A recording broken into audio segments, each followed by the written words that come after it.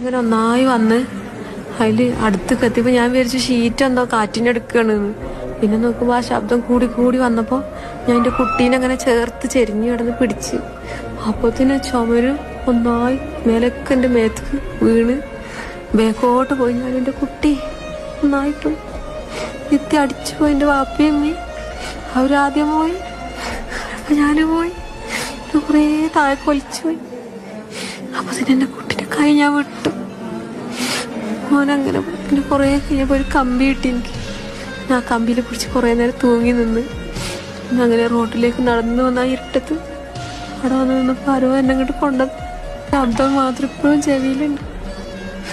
എൻ്റെ മോനും പാപ്പയും ഒന്നിച്ച് പോയി.